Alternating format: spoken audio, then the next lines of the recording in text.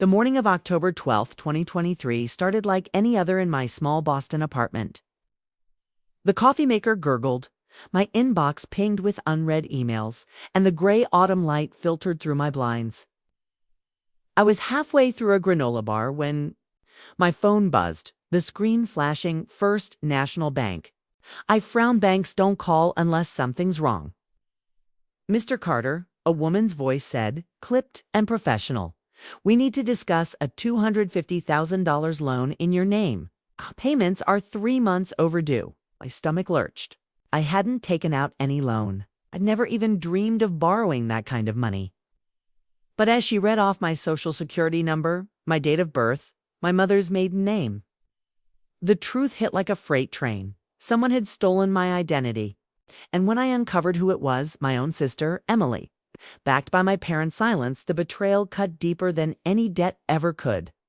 I grew up in West Hartford, Connecticut, in a neighborhood where every house had a basketball hoop and kids rode bikes until the streetlights came on. Our family, the Carters, was the kind everyone envied. Dad, a high school math teacher with a penchant for corny jokes, coached the chess club and mowed the lawn every Saturday. Mom ran a bakery called Sweet Haven, famous for its cinnamon rolls and her warm smile. My sister Emily, 2 years younger, was the spark of the family, charismatic, quick with a laugh, the girl who could charm anyone. I was the quieter one, Jake, the kid who aced every test, saved his allowance, and dreamed of a life bigger than our sleepy suburb. Our house was a split level with faded blue siding and a backyard where we'd spent summers chasing fireflies.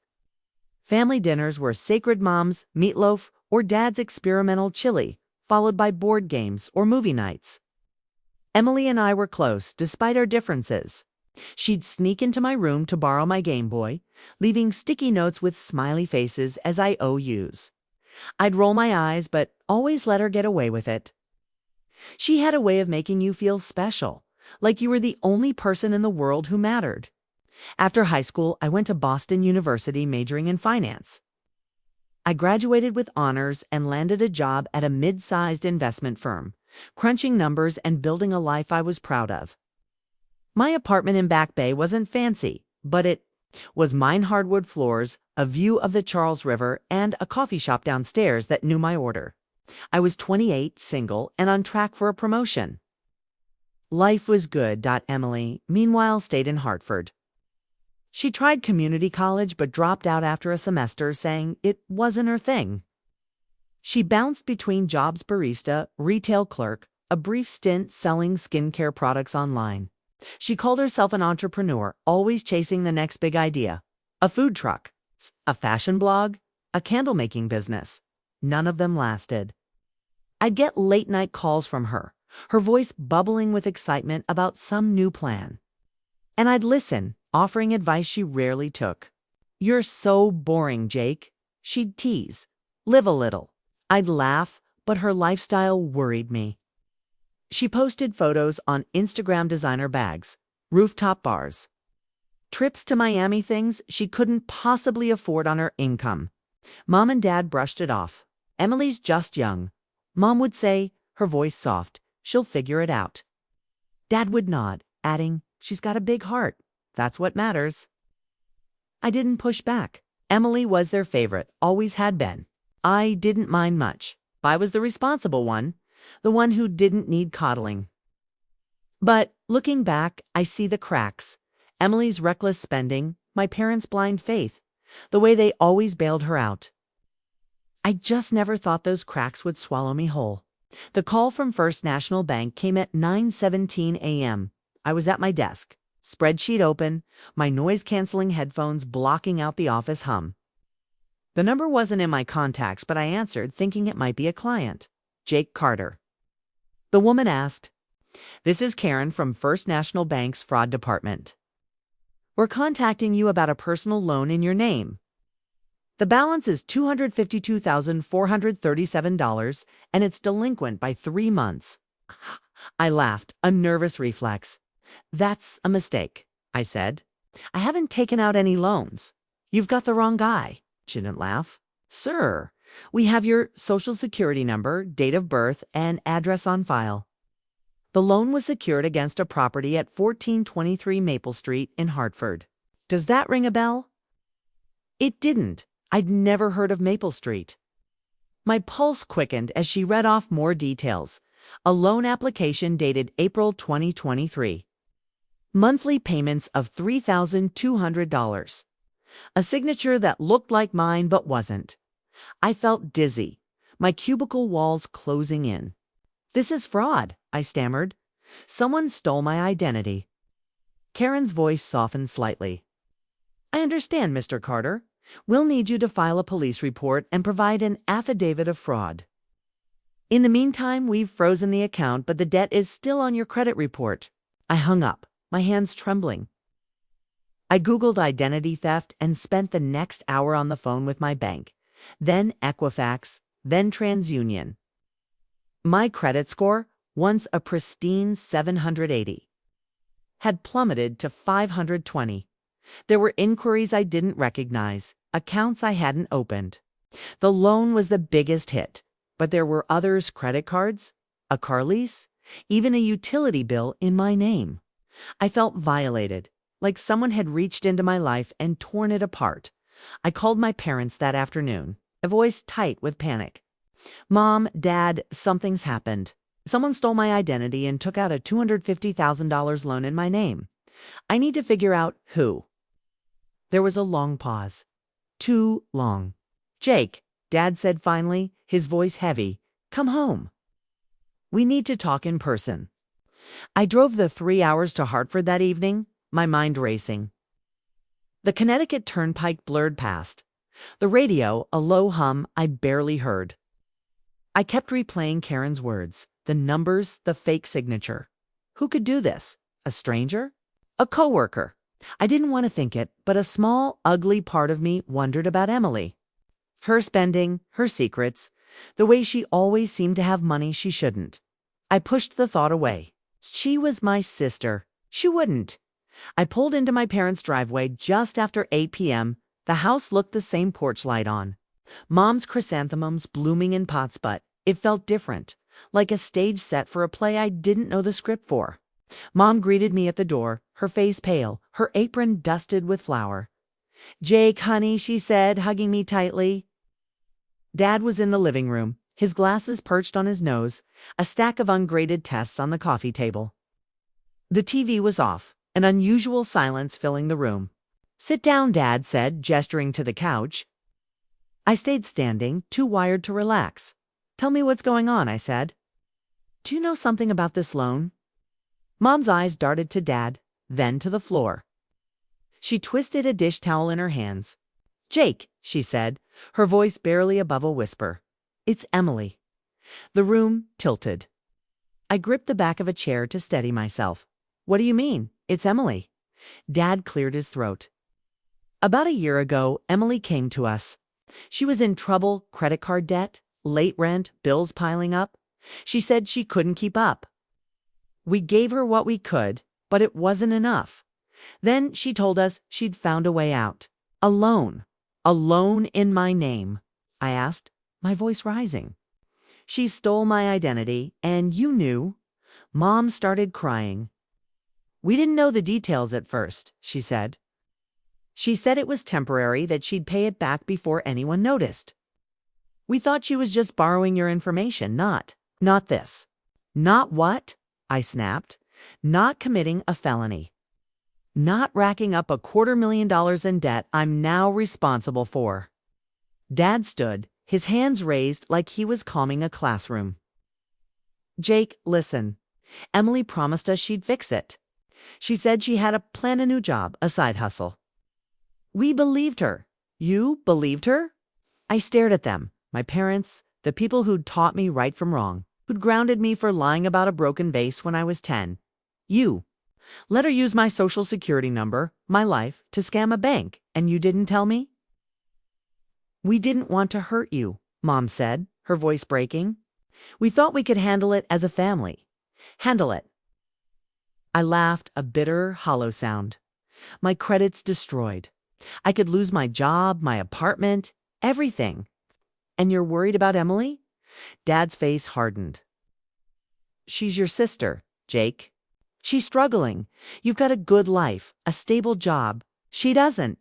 She needs us more than you do right now. Those words were a knife to the chest.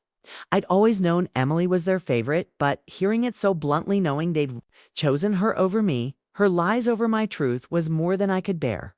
I'm calling the police, I said, turning toward the door. Mom grabbed my arm. Jake, no, you can't do that to your sister. Why not? I asked, pulling away. She did this to me. I left them standing in the living room, their protests fading as I slammed the door behind me. The night air was cold, the stars hidden by clouds. I got in my car and drove, not knowing where I was going, only that I couldn't stay there. Emily's apartment was in downtown Hartford, a sleek high-rise that screamed money.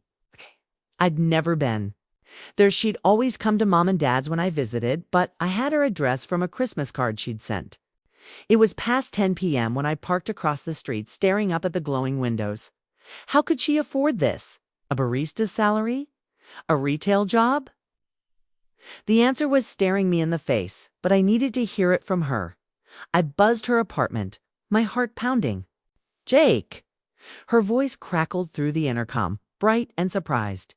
What are you doing here? Let me in, Emily, I said. The lobby was all marble and mirrors, a far cry from the modest life we'd grown up in.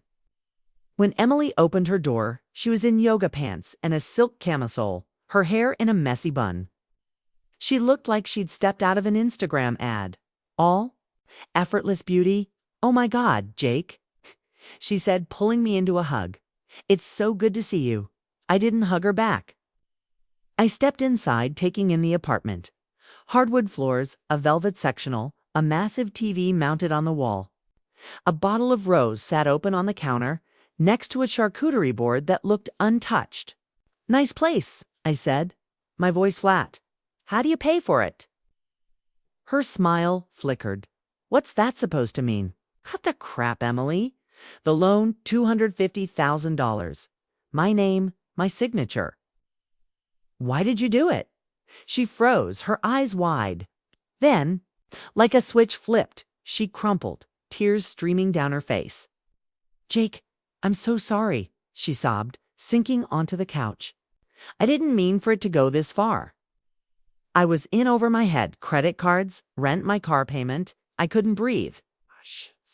So you stole my identity, I asked, my voice shaking. You used me to fix your mess. It wasn't like that. She protested. I was going to pay it back. I had a plan. Just needed time. Time for what? I gestured around the room. Let's buy more of this. Designer clothes, fancy furniture, trips to God knows where. You ruined my life, Emily? She cried harder, but it felt staged, like she was playing a part. Please, Jake, she said, grabbing my hand. Don't tell anyone. I'll fix it, I swear. Just need a little more time. I pulled my hand away. You've had enough time? I'm not covering for you. Her tears stopped abruptly, her face hardening. You're really going to throw me under the bus? She asked. Your own sister? After everything we've been through, everything we've been through. I laughed, incredulous. You did this to me, Emily, not the other way around. I left her sitting there, her sobs echoing behind me. As I rode the elevator down, I felt a strange mix of relief and grief. I'd wanted her to deny it, to say it was a mistake, a misunderstanding. But she hadn't. She'd admitted it, and worse, she'd tried to guilt me into silence. Back in Boston, I couldn't function. Work was a blur, spreadsheets swam before my eyes, meetings passed in a haze. My boss, a kind but no-nonsense woman named Carla, noticed. Jake, you okay? To ask one afternoon. You seem off. I forced a smile. Just some personal stuff. I'll be fine. But I wasn't fine. I couldn't sleep, couldn't eat. Every time my phone buzzed, I braced for another blow, a debt collector, a bank, a lawyer. I met with Rachel, an attorney recommended by a friend, in a cramped office downtown. She was in her 40s, with sharp eyes and a no BS demeanor. This is textbook identity theft, she said, flipping through my documents.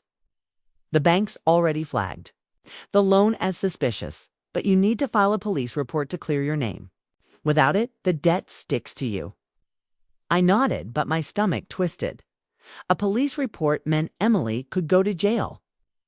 It meant my parents would never forgive me. It meant the end of the family I'd known. What if I don't report it? I asked. Rachel leaned back, studying me. Then you're on the hook for $250,000 plus interest. Your credit's already shot.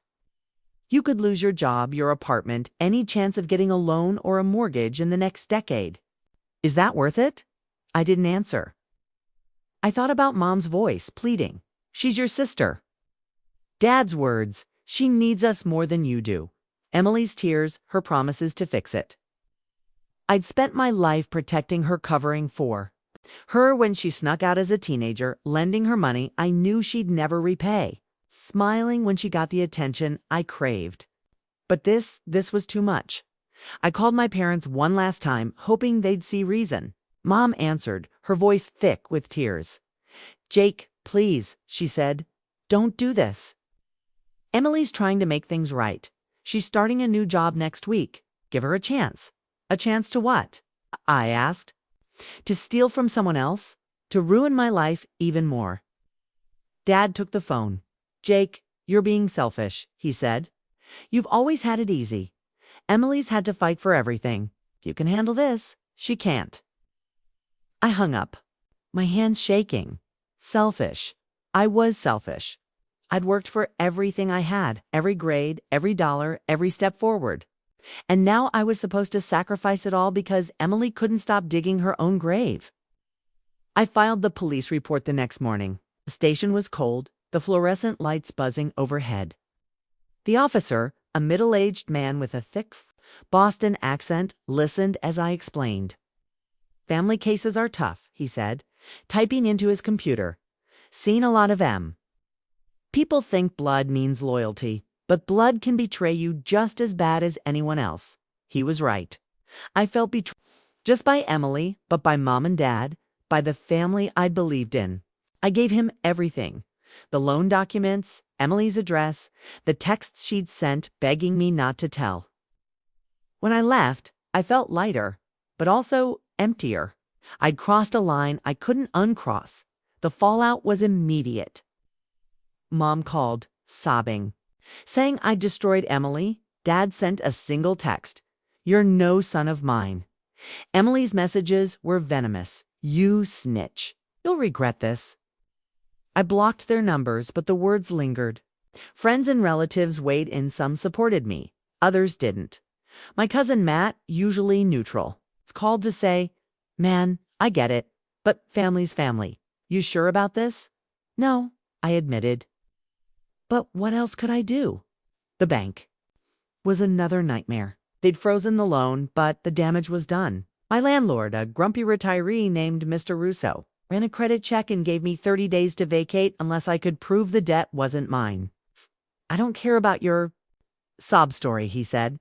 I need tenants who pay. My boss called me into her office, her face grim. Jake, HR flagged your credit report. We deal with sensitive financial data.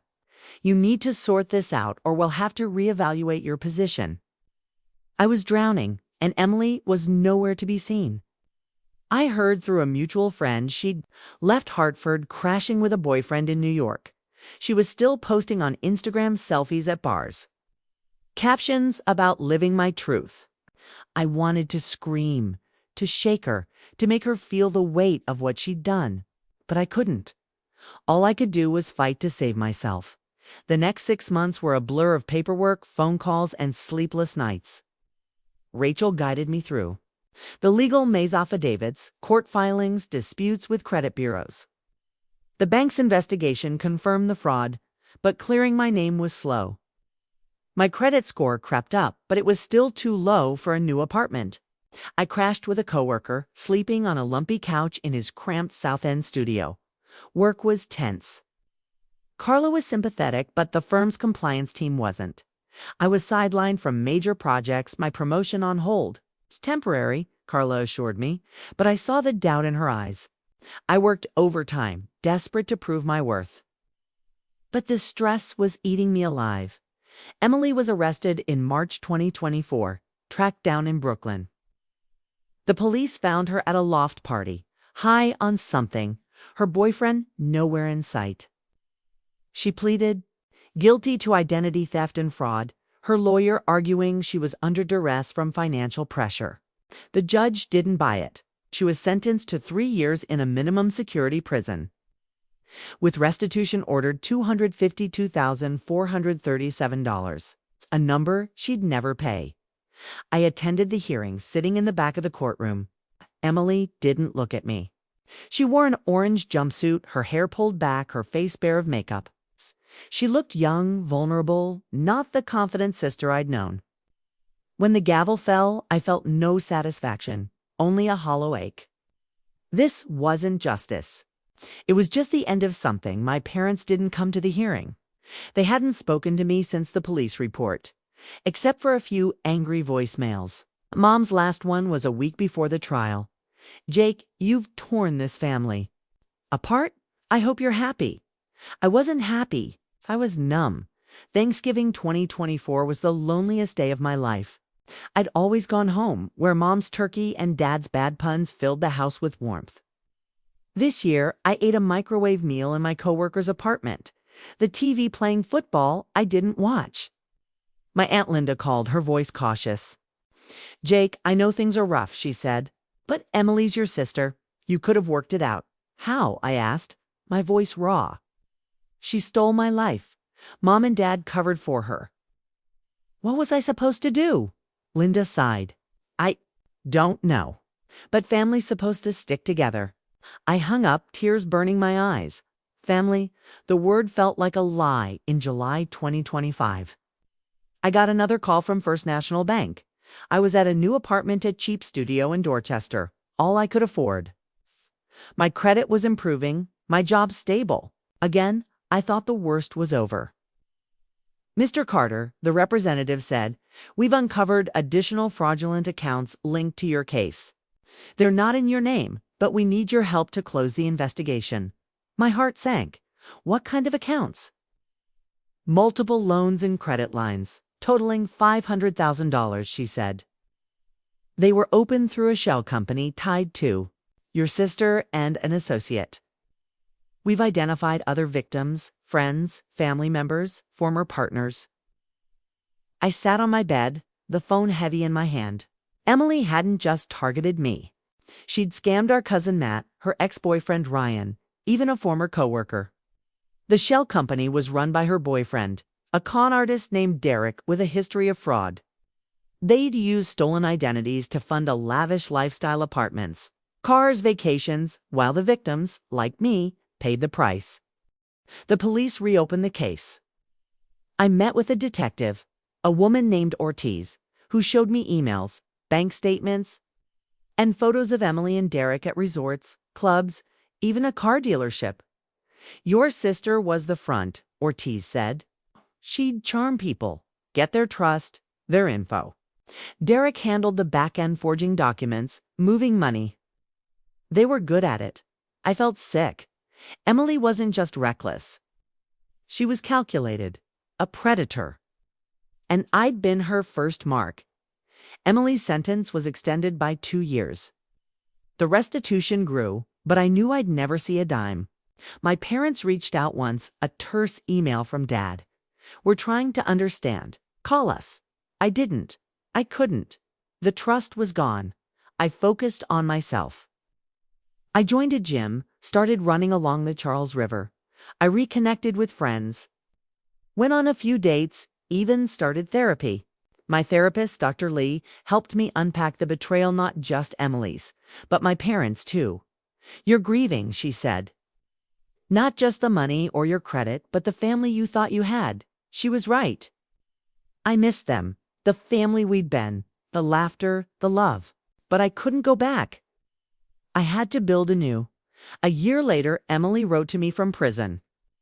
Her letter was different this time. No excuses, no manipulation. I'm sorry, Jake, she wrote. I was selfish, and I hurt you. I'm taking classes here, trying to figure out why I did it. I don't expect forgiveness, but I want you to know I'm trying. I read it twice, then put it in a drawer. I haven't decided what to do with it. Today, I'm 32. My credit's back to 720. My job's secure, and I've got a decent apartment with a view of the skyline. I'm dating someone, Sarah, a nurse with a wicked sense of humor. Life's not perfect, but it's mine, earned through grit and time. I don't speak to my parents. They've chosen their side, and I've chosen mine. Emily's out now, on parole, living in a halfway house. I hear she's working at a library, keeping her head down. I don't know if I'll ever see her again. Part of me hopes she's changed, but another part doesn't trust it. Time will tell. The bank case is closed in 2023, but the scars linger. I check my credit monthly, lock my documents in a safe. I've learned the hard way that trust is fragile, even with blood. But I've also learned I'm stronger than I thought. I survived Emily's betrayal, my parents' silence, the world's chaos of it all. And I'll keep surviving. What would you do if your family turned on you? Have you ever had to choose between justice and loyalty? Drop your stories in the comments. I'd love to hear them. Like, subscribe for more real stories, and I'll see you in the next one.